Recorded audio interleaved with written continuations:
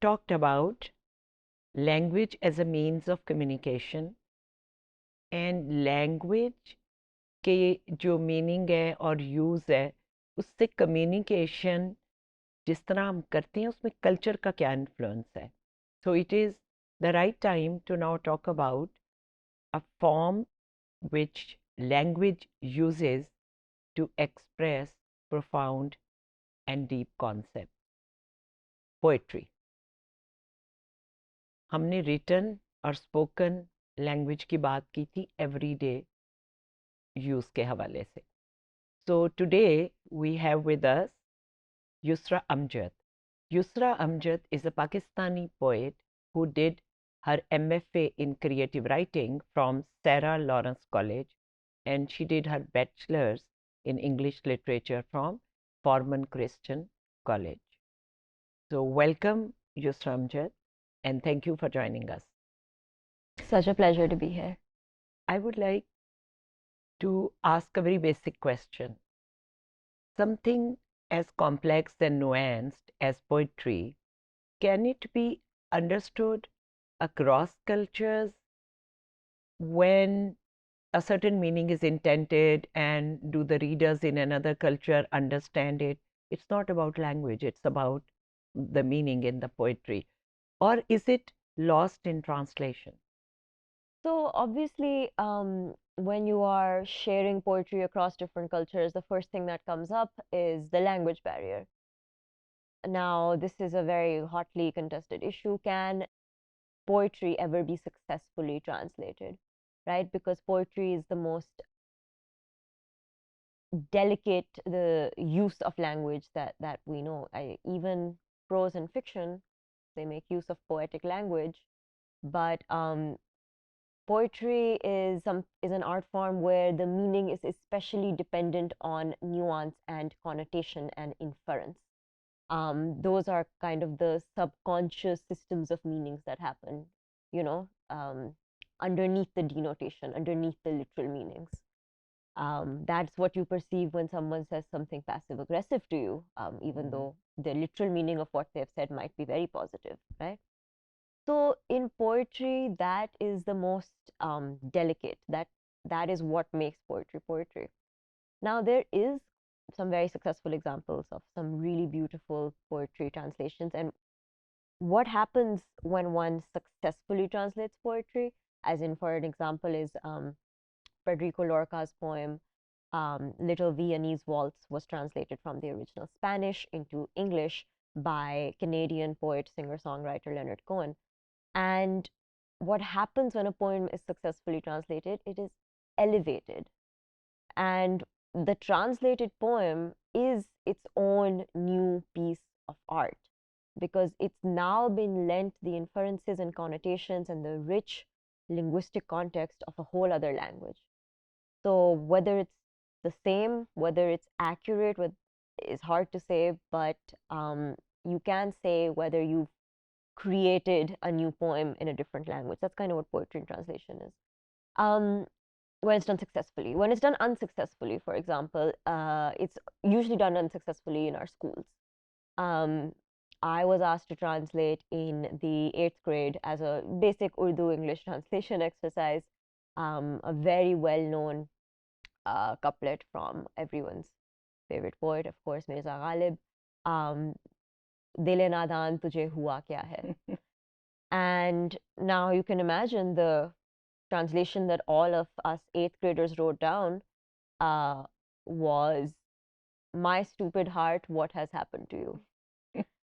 Now, that's a completely correct translation, and everyone got the full marks for that translation. But I will leave you and our discerning students and viewers to decide whether it has captured the impact and emotion of Mirza Ghalib's original writing.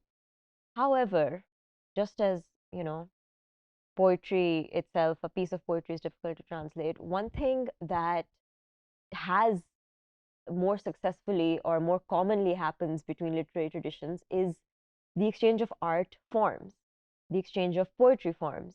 And many people in Pakistan, India, South Asia, a place where we all love ghazals so much, Many people will be surprised to learn that the ghazal form is actually very popular in America, in amongst the American literary tradition.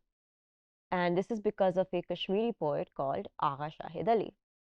Agha Shahid Ali was born in 1949 in New Delhi. He was Kashmiri, he was born and raised in Kashmir.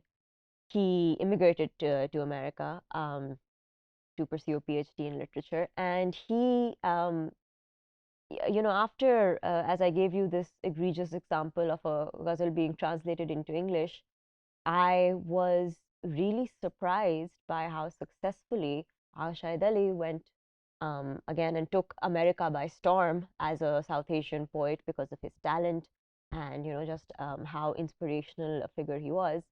And he introduced them to this ghazal form. And I was surprised when I read his ghazals in English how successfully he was able to adapt this form to the English language.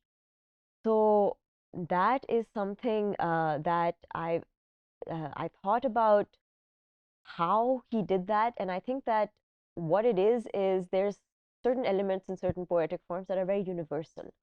There's something about the ghazal that is very universal. And I think he touched upon that, and I think that is how he was able to really bring that same richness to it, despite not having the richness of the Urdu language or the Hindi language at his disposal.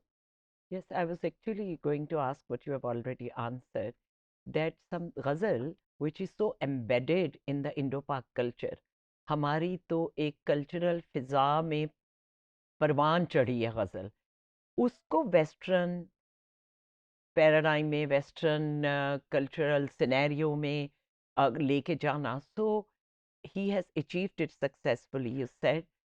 Why Well, and how? I think first of all, let's let our students and viewers decide if he has achieved it by giving them a sample of Agha Shahid Ali. Beyond English. No language is old or young beyond English. So what of a common tongue beyond English? I know some words for war, all of them sharp.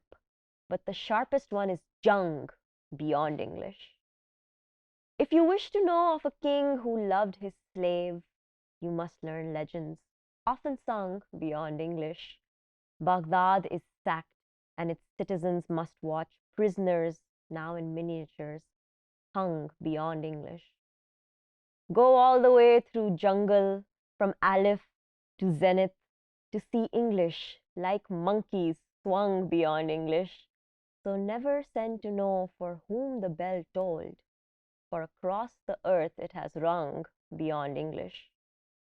If you want your drugs legal, you must leave the States, and just for hashish, but one, bhang beyond English. Heartbroken, I tottered out into the windless snow. Snowflakes on my lips, silence stung beyond English. When the phrase, the mother of all battles, caught on, the surprise was indeed not sprung beyond English. Could a soul crawl away at last unshriveled, which to its own fusing senses had clung beyond English? If someone asks, where has Shahid disappeared? He's waging a war. No, a jung beyond English. I think that in this ghazal, as with so many of his ghazals, he wrote many in English. Um, he really captures what made him successful in adapting this form. When I first was told that there was this writer who adapted ghazals into English, I was really quite cynical and did not have very high expectations until I read his work, because, as we've discussed, it really can sound very laughable when you translate poetry from one language to another. And I think what Agha Shahid Ali understood about the essence of the ghazal form is something he said, which I'm going to read to you. The ghazal is made up of couplets, each autonomous, thematically and emotionally complete in itself. Once a poet establishes the scheme with total freedom, I might add, and the scheme by which he obviously means the kafia and the radif, the rhyme scheme, she or he becomes its slave. What results in the rest of the poem is the alluring tension of a slave trying to master the master. बहुत दिलचस्प. और मुझे मेरे वाकई बहुत amazing है कि हम गज़ल पढ़ने वाले लोग हैं और इंग्लिश पोइट्री भी पढ़ते हैं, लेकिन गज़ल ज़्यादा पढ़ते थे। तो गज़ल हमारे मिजाज के साथ बहुत हम आहंग है।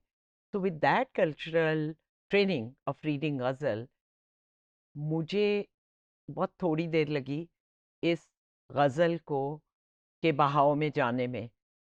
जैसे the ghazal is speaking to me, लेकिन हम उसको ज़्यादा अप्रिशिएट कर सकते हैं क्योंकि हम उर्दू गज़ल पढ़ने वाले हैं। जब उसने इंग्लिश में गज़ल लिखी है तो मैं उसको मुकाबला करके और उसको ज़्यादा अप्रिशिएट कर सकती हूँ। I am not entirely sure कि जिनके लिए ये एक बिल्कुल नया मीडियम है और वो इसको एक पोइटिक अचीवमेंट के तौर पे तो ज़रूर अप्रिशिएट करेंगे, लेकिन उन्होंने अगर कभी उर्दू की गज़ल नहीं पढ़ी तो they are not in a position to actually compare. But it is very refreshing, and certainly for an Urdu ghazal reader who lives beyond cultures, between cultures, and who lives cross culturally, literature को पढ़ते रहते हैं हम लोग, it is indeed a very rich experience to read his ghazal. May his soul rest in peace. He did a remarkable achievement of bringing ghazal to English. Indeed.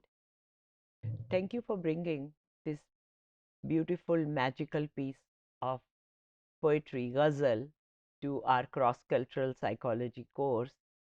It is indeed a psychological experience that cannot be matched in plain words. It can only be said in poetry. So thank you for bringing it to us, and thank you for joining us today. Thank you so much. हमने language और cross cultural communication के module को close करते हुए poetry पे बात की कि गज़ल की जो पोइट्री फॉर्म है वो इंग्लिश में किस तरह आगा शाहिद अली ने पेश की है और उसको उन्होंने कितनी खूबसूरती से निभाया है। Thank you.